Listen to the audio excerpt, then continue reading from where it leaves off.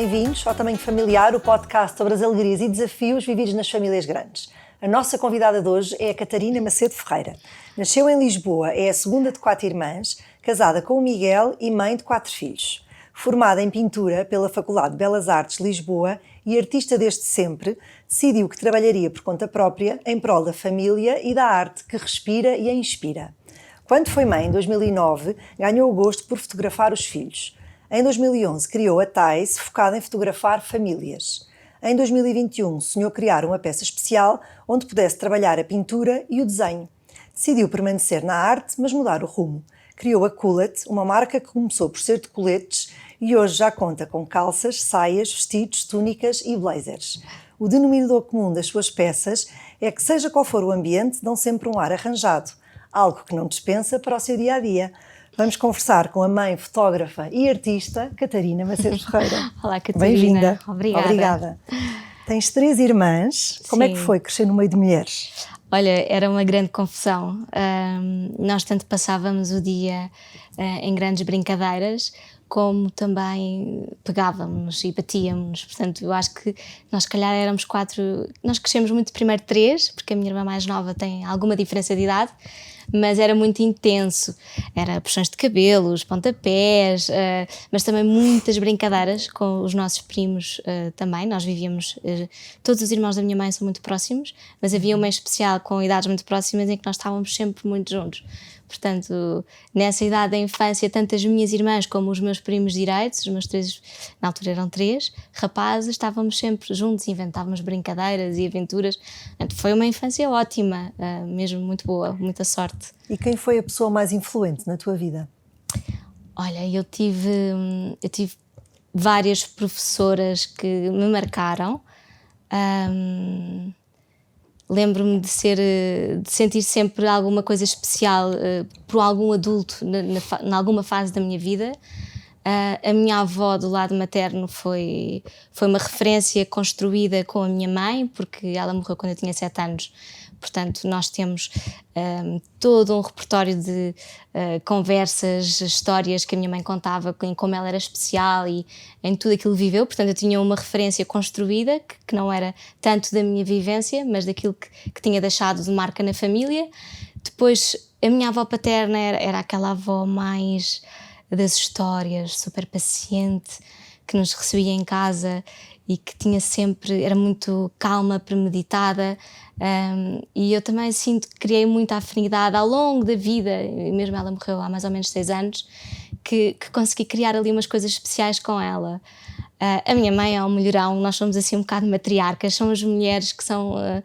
sem coitado do meu pai, é um santo, porque realmente é um ótimo homem, mas nós estamos sempre focadas na mãe e nas irmãs e na figura da mulher, no fundo. Eu acho que a mulher é uma figura para mim super inspiradora. Depois também tive uma professora no colégio que foi um marco muito importante para mim, que também me encaminhou para os grupos do Campo Grande, onde também conheci pessoas que foram muito importantes na minha vida. Portanto, toda a minha juventude envolvida com a Igreja do Campo Grande, tudo isso foi muito, muito importante para definir aquilo que eu sou e construir um bocadinho daquilo que eu queria ter.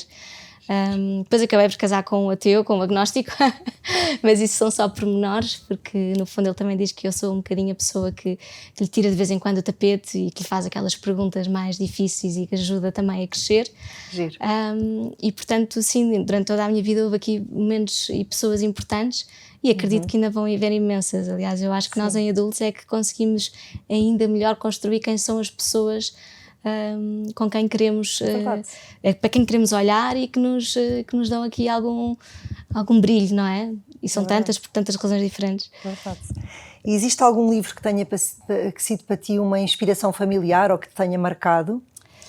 Olha, eu acho que livro, não. Eu não era a maior leitora em criança, nem em adolescente.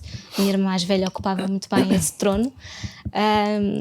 Mas gosto de ler romances e agora estou a ler mais, estou numa fase em que estou a ler mais. Mas eu acho que o cinema, se calhar, marca mais. Então diz lá um filme da tua vida. Capitão Fantástico, adoro. Que é aquele pai com os filhos que fica viúvo e que está a viver na floresta fora da realidade e da sociedade e que está ali a construir os filhos tipo, da raiz até à ponta, não é? Da folha, e que instrui muito bem naquilo que pretende e que também falha ao mesmo tempo, não é? E adorei ver esse filme. Que giro. Como é que conheceste o teu marido, Miguel? Olha, nós conhecemos-nos no liceu, portanto eu estudei no colégio até ao 10º ano, fui para artes, que era aquilo que eu sempre quis, mas no 10º ano a turma era muito pequenina e efetivamente não estava, eu sentia que aquilo estava a puxar pouco por mim e quis ir para António Rui, não me deixarem para António Rui, que os meus pais eram muito mais conservadores e tinham algum medo de drogas e que eu me transformasse numa pessoa que não era aquilo que eles tinham pensado, e então puseram-me no Liceu Pedro Nunes e foi lá que eu conheci o Miguel no 11º ano. Tivemos uma ótima relação de grandes amigos nesse ano, mas já semi-apaixonados, portanto, tanto que toda a gente achava que nós namorávamos nesse ano, mas não namorávamos, mas passávamos efetivamente muito tempo juntos.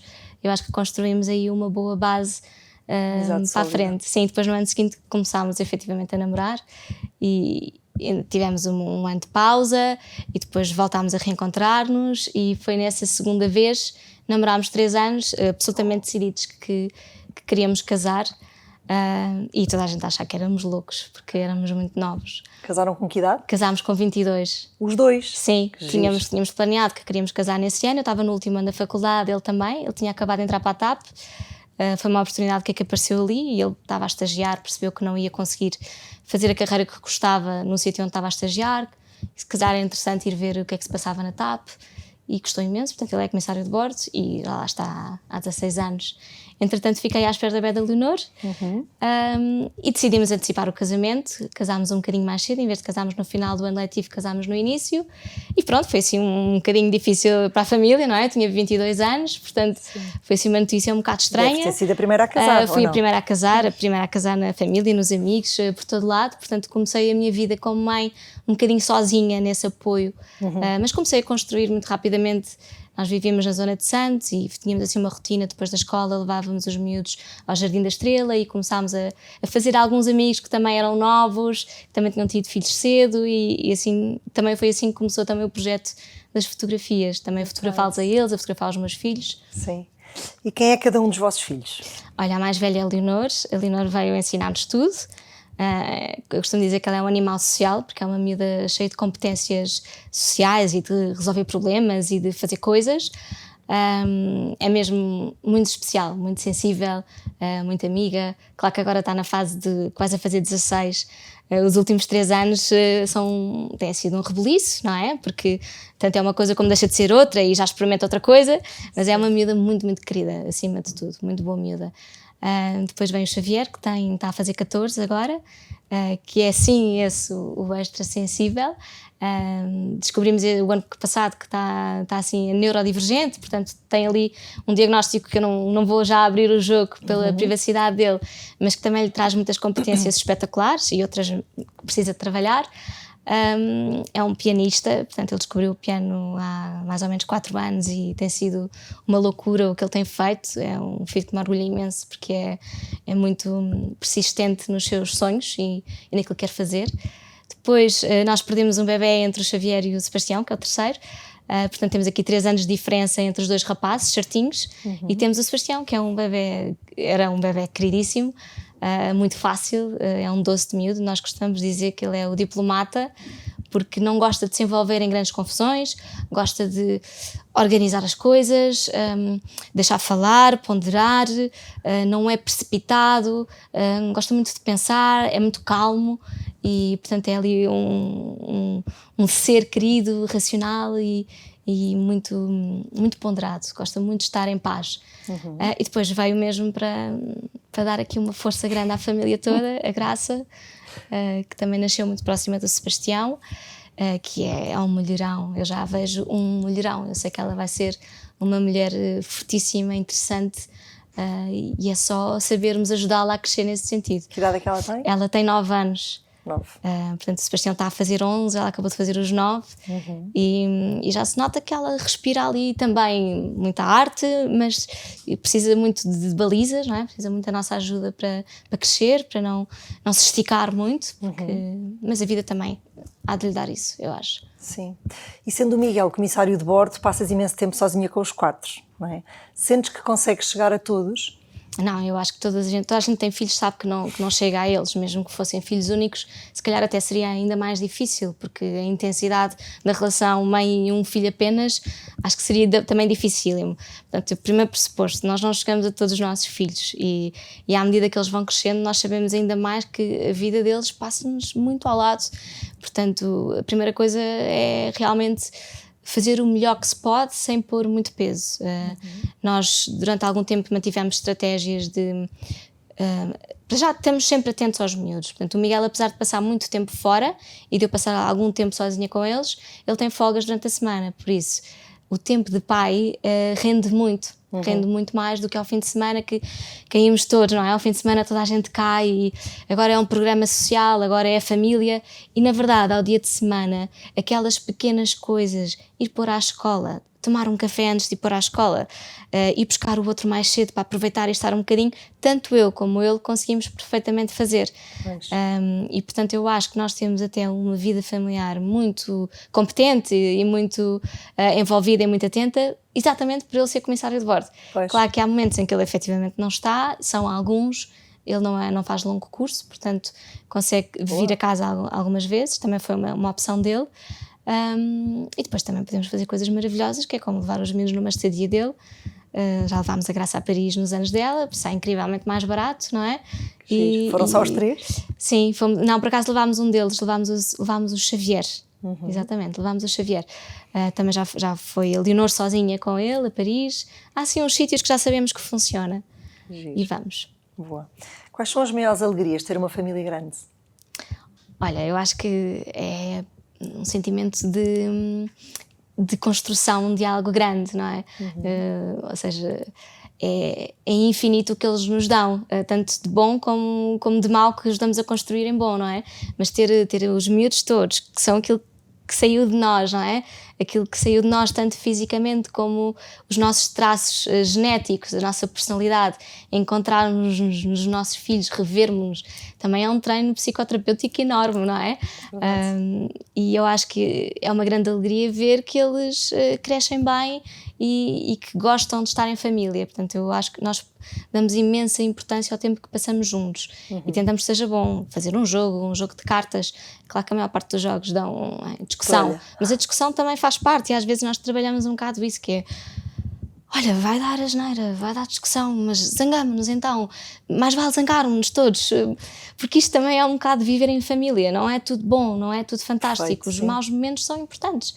E eu acho que a vulnerabilidade dos pais, apesar de nós temos que ter uma postura de nós somos os pais, não é? E temos a nossa autoridade, eu de vez em quando sou vulnerável com os meus filhos e acho que isso é importante. Porque eu não quero que eles cresçam a pensar que a mãe sempre foi espetacular, porque no final de contas eu consigo gerir o meu emprego aos olhos deles, não é? Pois. Que são vários, aos olhos da Graça então são imensos, porque aos olhos da Graça eu sou pintora, sou fotógrafa, vendo roupa, tenho uma marca, vou a feiras, enfim, são imensos e ao mesmo tempo nós temos imenso tempo com eles, não é? Se não houver aulas um dia na escola, eu estou lá, não é um problema. Pois. Abdico do meu tempo de trabalho, mas faço de forma pessoal e sem problema nenhum, mas eles também crescerem a pensar que tudo é possível. Eu às vezes faço questão de lhes explicar: meninos, calma, isto às vezes é difícil. Ganhas aqui, mas perdes ali, não é? Exatamente, eu às vezes ponho um bocado o jogo na mesa com eles para também perceberem as coisas, e especialmente os mais velhos já começam a perceber. Às vezes digo: vocês querem trabalhar para vocês, querem trabalhar para outro, pensem um bocadinho nisto, qual é o vosso perfil, porque não é só trabalhar naquilo que tu gostas, mas saber onde é que tu te vais encaixar na vida, não é? E isso é importante. Sem dúvida. E as maiores dificuldades em ter uma família grande? Olha, eu acho que é a logística. A logística é uma grande dificuldade. Nós temos algum apoio em casa, temos uma senhora que nos ajuda 2 tardes por semana, mas que basicamente dá uma volta na casa e passa a ferro. Portanto, tudo o resto fazemos nós. O Miguel também esta sorte de estar de folga durante a semana é maravilhosa, portanto a semana não há convites sociais, as pessoas estão a trabalhar, portanto faz compras e tudo mais. Mas a logística das atividades extracurriculares, que nós por muito tempo dissemos, e sempre dissemos a muita gente que eles não iriam fazer, que achavam uma loucura, que parece um segundo emprego que eles têm e que nós também temos, que é uma agenda lutadíssima, que eles não iam fazer. Pronto, iam fazer aquilo que a escola proporcionasse, se proporcionasse. E, portanto, a logística, eu acho que é dos dramas. Hoje em dia eles já são um bocadinho mais crescidos e já percebemos a falta que faz um desporto, tanto porque são rapazes ou porque há uma integração social que é importante fazer. Ou seja, quando eles são pequenos nós achamos que é tudo muito simples, porque eles vão para a escola, brincam, têm amigos. Quando eles começam a crescer, percebemos que a parte social, o encaixe, o desporto, uma atividade, é ali que eles vão encontrar outros miúdos, que se calhar não é só na escola, ou não é naquela escola, porque às vezes é preciso sorte, não é? E portanto a logística eu acho que é o mais difícil. Temos muitos dias da semana em que temos que jantar muito mais tarde do que gostávamos, e estou um bocadinho a engolir sapos, não é? Eu acho que isto é a maior aprendizagem de todas, é engolir os sapos. Sim, mas acho que nós como mães engolimos muitos. Muitos. Nunca hei de, exatamente. Mas lá estamos nas atividades extracurriculares. Sim. Há sempre uma razão para elas, na verdade. Sem dúvida. Não é escolha, apenas porque não é preciso ocupar o tempo deles, que também é importante, especialmente na adolescência, terem algum tempo ocupado. Eu acho que quando eles são miúdos não tanto, mas a partir daí dos 9, 10, 11 anos, acho que começa a ser importante efetivamente haver ali um horário bem acondicionado, porque tempo em casa sem fazer nada, que é o que acontece aos miúdos que acabam as aulas na escola pública, têm a tarde livre, vêm para casa e estão ali... Sim. É demasiado tempo livre. É muito tempo livre, sim. É importante haver tempo de nada, não é? Mas essa gestão é difícil. E conseguem levar uma manhã tranquila? Conseguimos. Houve alturas em que não, mas os meus estão crescidos, não é? A Graça com 9 e a Leonor com quase 16, estão crescidos. Durante muito tempo a Graça é que nos atazanava as manhãs inteiras, porque se não era aqueles sapatos era porque eram os outros, se não era calças era a saia, se não era saia não há a saia que eu quero, o pequeno almoço era isto, mas afinal é assado, e fazia-nos perder o juízo num instante. Mas a Leonor sempre se levantou por ela, desde o 5º ano, para ir para a escola sozinha, vestia-se, tudo orientadíssimo.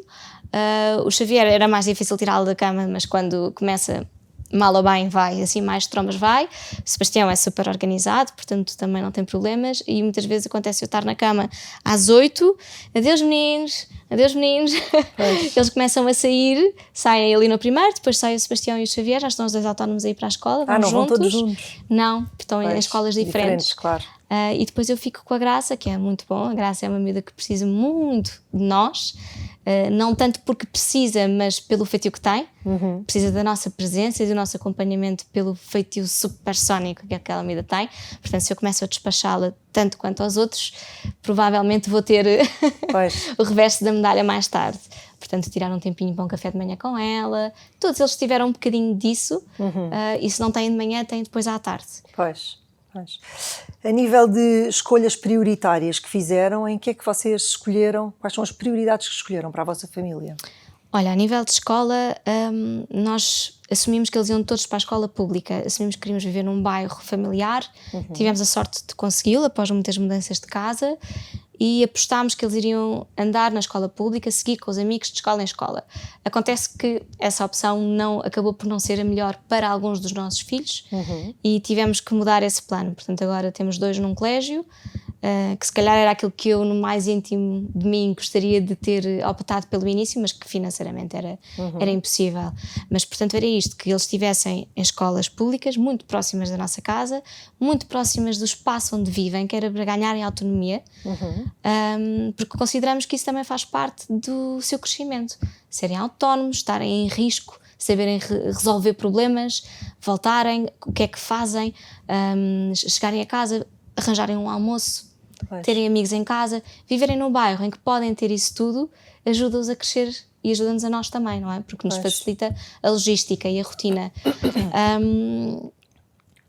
Mais coisas importantes assim que nós optámos, mudar de planos quando for necessário, portanto não há verdades absolutas. O Xavier teve que mudar infinitas vezes de escola. Aquilo que estamos a propor para a nossa vida daqui para a frente é uma coisa, e para a dele, por exemplo, também, mas efetivamente pode mudar, claro. E não há problema em mudar. E nem sempre a Sim. mesma escola serve todos os filhos. E a mesma escola não serve para todos os filhos, de todo. Nós não pusemos o Xavier na mesma escola que o Leonor, porque ele virava-se muito para ela e nós queríamos que ela tivesse um espaço só dela. E ele também precisaria de outras coisas, portanto foi para uma escola mais pequena. E às vezes arrependo-me disso, outras vezes digo que foi uma ótima opção. Portanto, na verdade, não é olhar para trás com pena, é pensar daqui para a frente o que é que queremos. Eles são mesmo muito diferentes e eu acho que é muito importante respeitar as necessidades de cada um. Sim. E como é que planeiam o vosso tempo de casal? Olha, nós temos realmente, outra vez, imensa sorte, porque para além do Miguel ter este entra e sai, proporciona uma coisa ótima que se chamam saudades, não é? Portanto, nós não levamos com uma rotina muito dura os dois. É claro que eu levo com alguma rotina, mas também trabalhei este tempo todo para me comportar um bocadinho mais como os homens se comportam. Ou seja, tradicionalmente um homem, ou antigamente, saía do trabalho e não tinha pressa de chegar a casa, não é? Temos esta noção. A mulher está em casa a dar banho aos miúdos, já está a dar o jantar e o marido até, se calhar, quem sabe, ainda vai beber um copo com alguém, ainda marca uma reunião, porque não há interesse em chegar cedo. E houve alturas da minha vida em que eu fiz isso. E isso foi muito importante para dar sinal a casa de que eu não iria a correr e de que alguém tinha que se antecipar. E, portanto, o Miguel ou os miúdos também começaram sozinhos a criar uma rotina de casa, das coisas de casa, de fazer o jantar, de arrumar a casa. Mas quando não ias a correr, quem é que estava lá? Estava lá o Miguel, sim. Estava ele? Sim, okay. Porque nós temos muito esta coisa, saímos, fomos trabalhar, temos que ir para casa porque só nós é que sabemos, nós é que... Não, eu abri mão de algumas coisas que se calhar gostava que as coisas estivessem arrumadas de uma maneira, ou ser eu a fazer a sopa de outra maneira, e abri mão exatamente para proteger a mim também, não é? Portanto, para não me estafar, então se ele está, ele faz. Eu não preciso ir correr para casa. Se calhar vou ficar a beber um café aqui na Gulbenkian depois da minha sessão fotográfica. Se calhar é bom. Porque nós temos esta mentalidade de ir a correr para salvar, para fazer. Como é que te lembraste disso? Foi uma necessidade tua ou viste de exemplo em alguém que foi uma necessidade minha e foi um bocado ver, mas porque é que os homens, e tu vês em filmes, não é? Os homens não vão a correr para casa, eles tiram o seu tempo, então porque é que eu tenho que me enfiar em todo o tempo da família? E também muito porque quando nós estamos os dois, os miúdos portam-se pior. Isso é. E portanto, quando o Miguel chegava de uma estadia, mas que eles estão assim? Eles não estavam. Eles não estavam assim, estava tudo bem. E portanto também para lhe dar a oportunidade de estar com os miúdos sem eu estar e criar também os momentos dele, porque eu tenho isso com os meus filhos, não é? Pois. Mas ele tem menos momentos sozinho com os miúdos. E para também se aperceber de que nós dividimos tarefas ao início, mas isso não é assim, porque quando ele vai embora não dividimos tarefas. Claro. E portanto qual é a nossa norma? Quem está faz, seja o que for. E portanto às vezes ele faz muito mais do que eu. As minhas irmãs até gozam comigo, pois, também quero o teu marido, não é? Já fez o almoço, já fez a sopa, já foi às compras, então comporta-te como um marido e se calhar tens o marido que queres, não é? Portanto eu acho que nós mulheres temos muito que posicionar-nos com aquilo que queremos ter. E não é dizer que eles são os palermas e que não sabem fazer, porque não são. Claro. E com os avós acho a mesma coisa. Acho super importante os miúdos passarem tempo sozinhos com os avós, sem os pais. Porque nós condicionamos muito. É assim, os meus sogros ajudam-nos imenso nisso. Quando nós precisamos ir a algum lado, lá está, tempo para dois. O Miguel tem uma estadia que apanha ao fim de semana, Paris, onde for, não me interessa, é só um dia, eu vou. Se não tiver trabalho, eu vou. Nem que repita os sítios. Eu estou nessa, porque pronto, aquilo é muito mais simples e fácil do que se nós quiséssemos marcar alguma coisa aos dois, saíamos 4 vezes mais caro, claro. E se lá não iríamos. Pronto, e é uma benesse do trabalho dele, eu poder ir com ele, e então separamos 2 a 2, os miúdos vão para os seus avós e nós temos um tempo ótimo em família, em família. E fazem sempre o mesmo par, os miúdos, ou eles escolhem quem é que vai para onde? Normalmente os rapazes querem ficar juntos. Normalmente a Graça prefere não estar com avós e estar com uma tia, também às vezes acontece. Porque está com os primos, é um bom momento para eles também se largarem um bocadinho uns dos outros. Não chegam a ter saudades, mas é bom também eles terem tempo sem os irmãos em cima, andarem os 4 sempre juntos para todo lado, para além de dificultar a vida de quem fica com eles porque não tem carro para ficar com eles, é chato. Pois. É chato. Então e como é que organizas o teu dia-a-dia? Como é que é um dia tipo? Olha, o meu dia tipo, geralmente se o Miguel não estiver cá, há uma diferença do Miguel estar e não estar. Sim. Porque é um momento importante de fazermos o almoço, ou por exemplo hoje de manhã passámos a manhã no IKEA à procura de uma cama, que ele não precisa de um quarto só para ela, e portanto gosto de fazer estas coisas domésticas, assim como também gostamos de ir juntos ao supermercado, ou de ir juntos pôr alguém à catequese ou alguém, ou seja, há muitas coisas do dia-a-dia que nós também fazemos juntos. Podia um estar em casa a fazer outra coisa, mas nós gostamos, porque é o momento em que conversamos e de repente surge qualquer coisa e é sempre bom. Mas um dia tipo meu, se o Miguel não estiver, vou deixar a Graça, os outros já seguiram viagem para as suas escolas e vou para o meu ateliê. No meu ateliê ou tenho uma sessão para editar, ou tenho contagens de estoque, encomendas para preparar, ou tenho que ir à fábrica visitar, ou à costureira ver qualquer coisa, fazer sorting de tecidos. Depois tenho a minha mãe ao meu lado, portanto também temos esta coisa gira, ela está num espaço ao lado do meu, e a minha irmã a trabalhar com ela. Vamos lá, conversamos um bocadinho, tomamos um café. Portanto, na verdade, há alturas em que eu tenho muito, muito trabalho e é sazonal, não há nada que se possa fazer para combater isso, mas há outras em que a minha vida é absolutamente simples, porque eu quis também montar desta forma, não é? E portanto, às vezes pinto um bocadinho, menos do que eu gostava. E ao almoço, ou almoço com a minha mãe, ou almoço no escritório, dependendo do trabalho que tiver em mãos. E depois, por volta das 4h30, começo a voltar. Ou apanho primeiro os rapazes para dar ali só para eles se sentirem acompanhados e ver o que é que saiu da escola naquele dia, porque se os apanhar já em casa, já não vêm com as novidades, mas eles estão a começar a ganhar cada vez mais a rotina de saírem sozinhos, apanharem o metro e virem para casa. Mas geralmente passo por lá, faço o caminho com eles, às vezes ainda lanche com eles, deixo-os em casa, vou buscar a Graça, depois estamos ali, faço uma sopa, ao final do dia, organiza-se um bocadinho a casa, às vezes também faço outra coisa, se não tiver muito trabalho, vou antes a casa, adianto coisas que sejam necessárias fazer, para quando receber os miúdos estarmos todos tranquilos. Depois é a lufa-lufa das atividades. O Sebastião e o Xavier fazem desporto no colégio, dentro do horário do colégio saem mais tarde, também tenho que ir buscá-los, porque aí já é de noite. Depois a Graça faz ginástica no Sporting, também tenho que ir lá deixá-la. Depois temos uma dinâmica com o meu cunhado. Jantam juntos, não? Jantamos juntos. Jantam todos juntos, esperam uns pelos outros. São 3 dias na semana, que é terça, quarta e quinta, que eles chegam depois das 8h30. E nós também, não é? Mas como também levam marmitas de casa, já cozinhamos ou segunda ou domingo, tipo uma bolonhesa, uma feijoada, assim aqueles pratos que depois é só fazer uma massa ou um arroz e já fica meio orientado, uma carne estufada, qualquer coisa, mais carne é o que safa mais. E portanto é um bocadinho assim o meu dia. E depois à noite, muitas vezes, que se tiver bom tempo, depois dos meus irem para a cama entre as 9h30 e as 10, os mais velhos só vão às 10, saímos e vamos dar uma volta, vamos tomar um café, passeamos um bocadinho, ou então ao dia de semana? Lemos um bocadinho ao dia de semana. Fazemos muita questão porque muito provavelmente o Miguel não estará ao fim de semana. A maior parte do tempo em que ele está ausente concentra-se entre tipo de sexta à segunda, ou de sábado a terça. Como é que tu geres os fins de semana com os miúdos? É muito chato não ter companhia, confesso-te. Companhia adulta, não é? Companhia adulta. Essa eu acho que é a parte mais dolorosa da maternidade e de não termos muitos amigos com filhos nas mesmas idades, especialmente os mais velhos. É a companhia adulta, não? A pessoa sente-se absolutamente estúpida. Mas eles também já são crescidos, ou seja, fazem muitos programas, os 5? Não, temos assim umas rotinas. Por exemplo, domingo de manhã gosto de levá-los, gosto de arrancá-los de casa. Ou seja, tentar que eles saiam de casa ao máximo possível, que é para não começar uma no telefone, outra no telefone, depois começa a outra a dizer hoje é o meu dia de jogar, mãe, que é ao fim de semana. Porque os mais novos não têm telemóvel, mas gostam de fazer um jogo no computador ou num tablet, e eu também, como sei que não posso evitar tudo, prefiro dar um bocadinho ao fim de semana para que possam ter esse momento. E se eu deixo 1 hora, rapidamente se estica para as 2. Portanto, o truque é sair de casa de manhã, tomamos um café no nosso bairro, com um croissant que eles gostam muito. Depois, geralmente, com a minha irmã, a nossa vizinha vive ali, telefone-lhe, combinamos qualquer coisa, os miúdos encontram-se e se calhar às vezes até passamos a tarde em casa dela.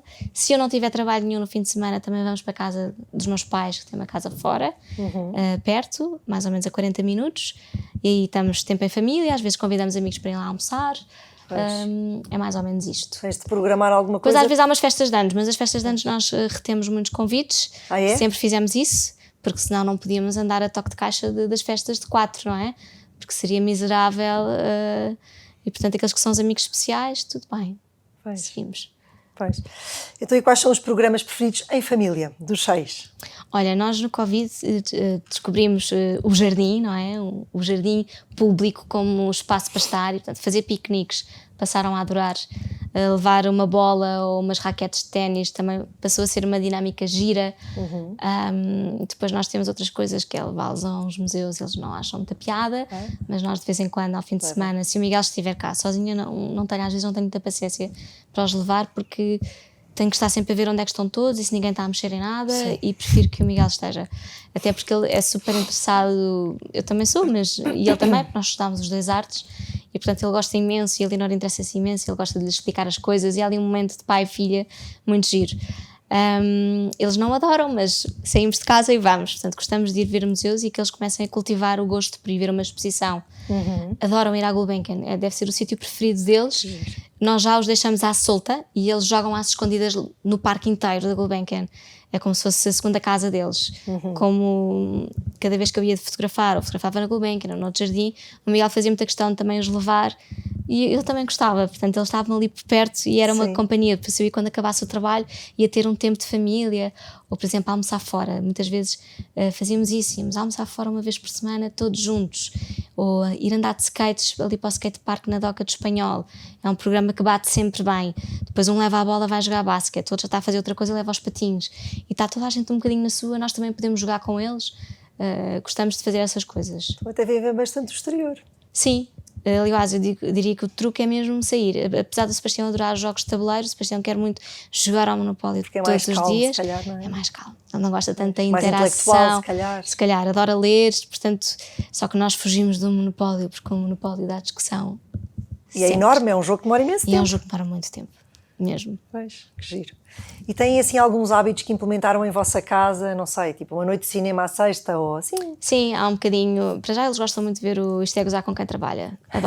Adoram. E nós também achamos importante, para além de verem um bocadinho de notícias, de vez em quando, também a parte do sentido do humor e de saber brincar com as situações e de ouvir outras pessoas, não ouvir sempre o mesmo discurso, mas ouvir outros discursos, achamos isso essencial. Portanto, gostamos que eles também tenham esse momento, mas como domingo, de à tarde, já não vemos ao domingo, vemos segunda-feira à noite, jantamos um bocadinho mais cedo, que é o dia que não há atividades, e portanto vemos o Isto é Gozar com Quem Trabalha e eles adoram, dizem que vão ver o palhaço, adoram.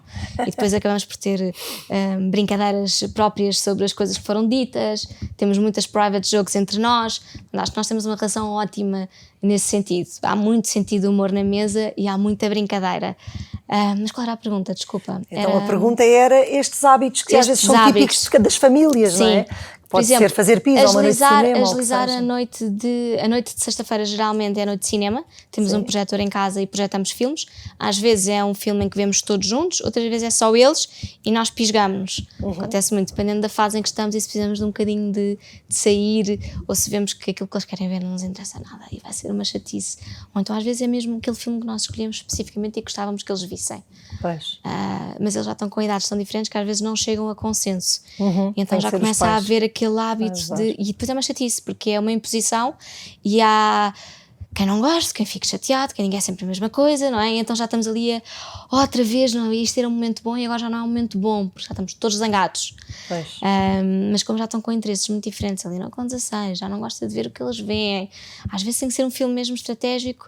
Nós digamos, não, vamos ver isto porque às vezes tem que mentir, tipo, porque eu quando era miúda vi este filme e foi não sei o quê, ou tem que criar ali alguma coisa que os leve a querer também, sim, ver aquilo. E depois agilizar o jantar domingo. Às vezes o Xavier faz panquecas para a família. Então jantar domingo é panquecas. Não é muito fixo, mas há sempre um jantar que eu digo, olha, jantar é cereais, ou panquecas, ou Xavier, vai tu. Eles gostam de cozinhar? O Xavier adora cozinhar. O Xavier vivia na cozinha. Das coisas preferidas do Xavier é ir para a casa da minha mãe, que é na Ribeira, que tem uma ilha enorme, e fazer focaccias, fazer tartes de maçã. Adora, porque ele adora tudo o que é manual e tudo o que ele tem que mexer. Também adora ir para a oficina da minha mãe, por exemplo, a fazer furos nas madeiras, construir uma caixa. Adora isso. Quando tinha tardes livres, muitas vezes ia lá. E adora destruir coisas e ímãs, tem assim umas pequenas obsessões, mas ele cozinhar adora, portanto se eu o deixar ir para a cozinha ele é super feliz, só que eu tenho que fechar os olhos ao que fica, porque mesmo limpando não é como nós limpamos, não é? Pois. Olha, falamos agora um bocadinho do teu trabalho. És artista desde sempre, filha de artista, não é? Porque a tua mãe também é de manualidades. A minha mãe faz restauro de móveis e recuperação e reabilitação de móveis e também, isso também é artista, dá um pezinho nas obras de casa também, dá imenso jeito. Gosta de pintar casas e de pôr chão. De que modo é que a tua mãe incentivou este teu dom? Olha, a minha mãe foi super incentivadora porque nunca se opôs a nada e nunca me obrigou a ser boa à matemática ou a ser boa à fisicoquímica, coisas que eu nunca dei e ela também nunca tinha dado, na verdade ela nunca tinha sido boa nisso. Nunca, portanto foi muito bom ser filha de alguém que teve uma experiência escolar parecida com a minha, para saber que eu viria a ser alguma coisa. Portanto, confiou. Também no colégio onde eu estudava, toda a gente deu essas indicações. Tinha uma professora de matemática que já tinha sido professora da minha mãe e eu tinha negativa à matemática, e a minha mãe ia à reunião e ela dizia: Luizinha, não desanques com ela, porque ela é boa miúda, ela é boa noutras coisas, ela é ótima, vocês estão a fazer um ótimo trabalho, portanto não é boa a matemática, paciência. E eu lembro-me que ela fazia chamadas ao quadro que contavam muito também para os testes e para a avaliação, e eu lembro que ela escolhia matérias que sabia que eu ia me dar melhor, que é para eu ter uma boa chamada. Sim. E portanto, isso foi uma das coisas que eu sempre gostei no colégio, é que a pedagogia não era espezinhar os maus alunos ou transformá-los noutras coisas, era tentar que eles viessem ao de cima no seu melhor, não é? Aquilo que podiam dar. E portanto eu nunca fui nada orientada para essa área, a minha mãe também não, e eu acho que isso ajudou um bocadinho a que pelo menos me deixasse ir cumprindo. E adorava que eu desenhasse e pintasse, era um orgulho, e ainda hoje eu tenho imensa pena de não pintar mais, mas a verdade foram opções que eu tive que ir fazendo em prol da família e também da minha estabilidade mental, porque estar sozinha em ateliê a pintar e ser mãe tão nova, uma coisa não entrava na outra, de todo. No que diz respeito à pintura, achas que se nasce com jeito ou não, ou achas que a pessoa se pode aperfeiçoar até chegar lá? Pintura, desenho, tudo que sejam práticas artísticas, é natural que haja pessoas com mais aptidão para fazê-las. Na verdade, viver da arte, ou seja, ser representado por uma galeria, não depende necessariamente da tua aptidão. Depende muito da forma como te posicionaste ao longo do teu curso, se foste para fora, se trabalhaste temas mais interessantes para o mercado, se alguém te validou, se tinhas um contacto. E isso é um bocadinho a desilusão que acontece no campo artístico.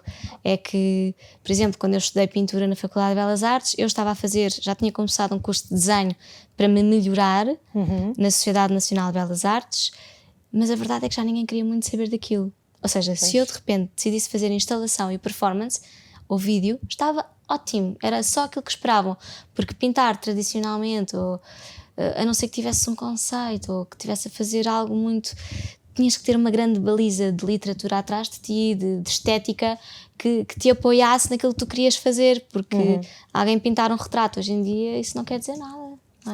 A arte é muito para além disso. E portanto, sim, tu podes trabalhar as tuas aptidões, que são super importantes. Eu acho que se alguém quiser formar-se em pintura, fazer carreira artística, tem que ter tudo, tem que saber desenhar, tem que saber representar, tem que saber o equilíbrio, tem que saber as proporções, mas na verdade, se calhar não vai ser esse o seu caminho, não é? Pois. E em relação à fotografia, chegaste a fazer algum curso de formação ou foi tudo fotografar os filhos? Eu aprendi fotografia na faculdade, era uma das cadeiras que nós tínhamos em pintura e adorei aquilo. Já tinha adorado quando estava no liceu e no colégio, tínhamos feito as pinholes, que são aquelas caixinhas escuras em que pomos o papel fotográfico, expomos à luz e vamos revelar, ou seja, mais rudimentar de tudo, já tinha achado aquilo maravilhoso. E usava muito a fotografia como pesquisa. Não tanto fotografar-te e depois ir retratar-te através dessa fotografia num desenho, não era isso, mas era muito a procura daquilo que eu queria trabalhar em pintura, de qual seria o projeto. Eu começava sempre com uma saída fotográfica, era uma textura, um elemento arquitetónico, era alguma coisa, e portanto havia ali um interesse pelo projeto em si. E depois comecei, quando tive a Leonor e o Xavier, comecei a fotografá-los imenso, como qualquer mãe, e percebi que, se calhar, muito dos temas que eu estava a trabalhar em fotografia, que era muito a família e as relações, se calhar até faziam ainda mais sentido. Aliás, estava a trabalhar na pintura, fariam ainda mais sentido trabalhar na fotografia. E, portanto, foi um bocadinho esse o passo que eu dei. Eu estava sempre em duas vertentes na faculdade, ou estava a trabalhar uma pintura mais conceptual, com todo o conceito, todo o trabalho, toda a teoria, ou de repente dizia, não é nada disso que eu quero fazer, eu gosto mesmo é de desenhar estas pessoas, estas fotografias que eu encontrei antigas, e isto do que é a relação da família, e uma mãe forte, e os filhos, e um pai, portanto, toda a simbologia, se calhar, de uma pintura figurativa, eu também me interessava imenso, mas não era isso que os meus professores me queriam encaminhar. Portanto, havia ali uma grande dualidade e eu acho que se hoje voltasse à faculdade ia adorar aquilo. E ia aproveitar de outra forma. E como é que foi a passagem da fotografia para o vestuário? Olha, eu sempre gostei imenso de roupa. Eu acho que todas as mulheres têm esta cena, não é? De roupa, de como gostamos de estar e não estar. Mas venho de uma mãe que é absolutamente prática, quase homem a vestir-se. Que é, se por ela houvesse as mesmas calças de ganga, a mesma t-shirt e a mesma camisa numa loja, era isso que ela vestia para o fim da sua vida. Detesta, não tem jeito para fazer conjuntos. Nós é que vamos, tem uma festa, nós é que vamos lá arranjá-la. Portanto, nós crescemos com o oposto, não havia maquilhagem em casa, não havia quase secador do cabelo, apareceu muito mais tarde.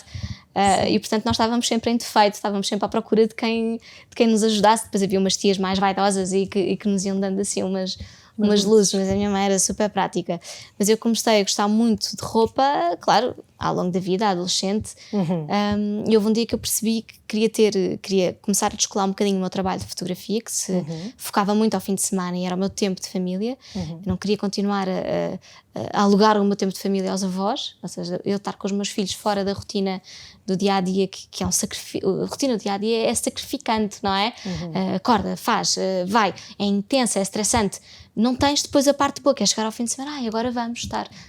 Tinha menos, tinha pouco, tinha muito alternado entre se o Miguel estava, então eu ia trabalhar, se o Miguel não estava, não trabalhava e estava sozinha com eles, e portanto foi um ciclo de fotografia, foi muito bom, eu adorei, eu acho que vou amar sempre fotografar famílias e vou continuar a fazê-lo, mas queria ter um produto que se vendesse para além dos meus serviços, e portanto eu não sei como, mas também tinha aqui esta coisa de empresária dentro de mim, de gostar de fazer acontecer e de ter ideias e de pensar, e portanto cheguei à peça do colete, que ninguém trabalhava o colete em exclusivo, ou seja, uma marca pensada em coletes para mulher.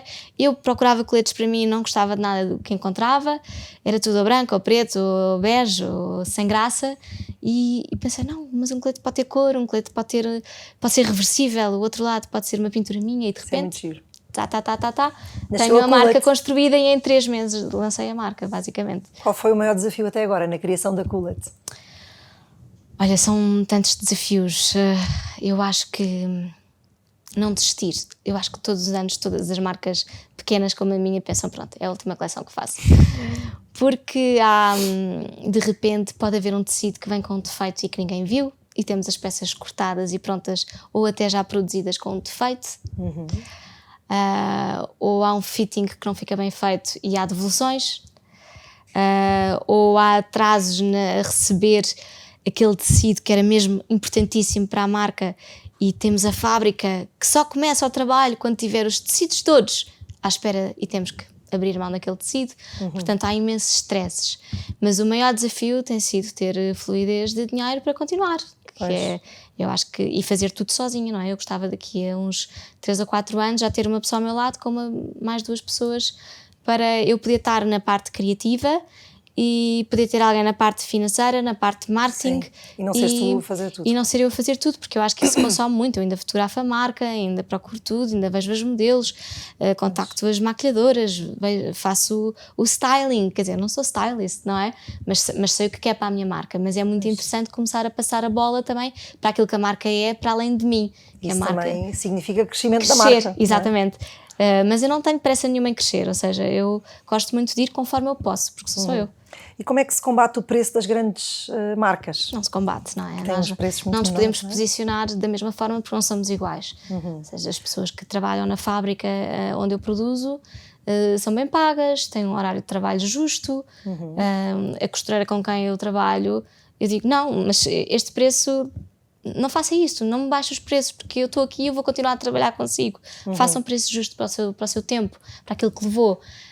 Portanto, e também o que é preciso? Educar os clientes, não é? Educar os clientes que esta peça está a ser construída por pessoas que estão a trabalhar em modos dignos, tem uma tiragem pequena, portanto acaba por ser exclusiva e vem fruto de um trabalho de uma pessoa envolvida com toda uma estrutura. E gastas muito tempo a gerir as redes sociais? Tu tens uma página que Sim, trabalhas bastante, sou não é? eu que faço tudo, sim. Na verdade, a minha página pessoal já teve muito mais interesse para as pessoas. Eu já partilhei muito mais na minha página pessoal. Eu já fiz campanhas de influencing com os meus filhos e deixei de o fazer. Há mais ou menos 3 anos decidi que ia deixar de fazer esses trabalhos com os meus filhos. Foi uma coisa que aconteceu naturalmente e quando deixou de ser boa, acabou. Hoje em dia ainda penso, se calhar até nem nunca devia ter feito, se calhar, é verdade, se calhar nunca devia ter feito, mas está feito. Deixou de ser boa? Deixou de ser boa porque a forma como se trabalhava o digital há 6, 7 anos era muito mais orgânica e natural do que se trabalha atualmente. Ou seja, a marca entrava em contacto ou diretamente ou através de uma agência connosco, mandava-nos o briefing daquilo que gostava de ter, ou até dizia: façam isto acontecer na vossa realidade. Ótimo! Okay. Quer dizer que eu tinha a capacidade criativa, que aquilo era uma verdade minha, porque se a marca me dá um produto que eu gosto e me identifico e eu tenho a liberdade de o colocar no meu dia-a-dia da forma como é e da forma como eu me relaciono e aquilo que eu posso dizer do produto é a verdade. Ou então, hoje em dia temos briefings, temos que enviar o conteúdo todo para ser aprovado, às vezes não é aprovado, às vezes volta para trás, temos datas, temos tantas questões e temos campanhas que são feitas por 30 pessoas ao mesmo tempo, ou seja, perde a credibilidade, não é? E a naturalidade das coisas. E às tantas, os meus filhos, o último que fizemos foi para aí há 4 anos, todos juntos. Eu identificava-me com a marca, tudo bem, aquilo que íamos fazer estava tudo certo, mas eles estavam com um horário, porque ao fim de semana eu não podia dizer: agora não vais à festa de anos do teu amigo, nem vamos para a Ribeira, porque a mãe tem um trabalho para vocês fazerem. Isto não é real, isto não pode ser. E portanto, estava a fazer as coisas ao dia de semana, mas era inverno, tinha que os acordar mais cedo, porque não havia luz natural para fazer ao fim do dia.